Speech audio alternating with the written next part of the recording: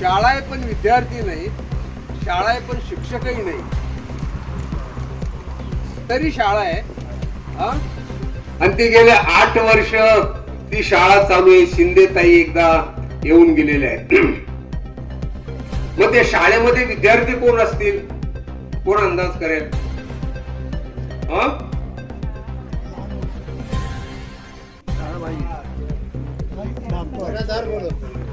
शाळाबाह्य मुलं, लहान मुलं, नातू नाही, नातू. आणखी आजोबा, आजोबा, आणखी वडील, वडील, आणखी ताईने एक उत्तर दिलं. ताई जरा उभ्या राहून बोला बरं. कोण विद्यार्थी कोण असतील?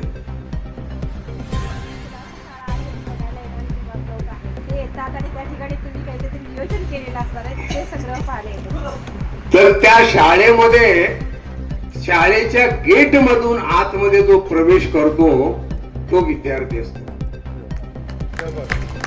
आणि त्यामुळं 3 वर्षाचा नातू म्हणजे तो चालू शकतो आणि 90 वर्षाचा आजोबा तो चालू शकतो.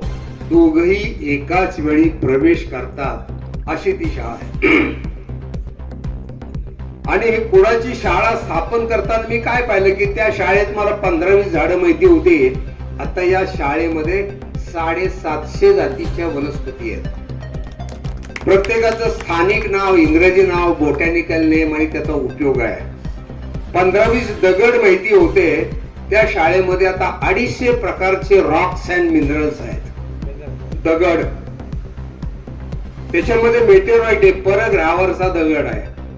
3 कोटी 5 कोटी वर्षाचे फॉसिल्स आहेत. इतिहास शिकायचं म्हटलं की 7वाहन राजापासून मोदींनी कॅन्सल केलेली नाणी ही सगळी आहेत. तर ती शाळा म्हणजे नुसते वस्तू नव्हे.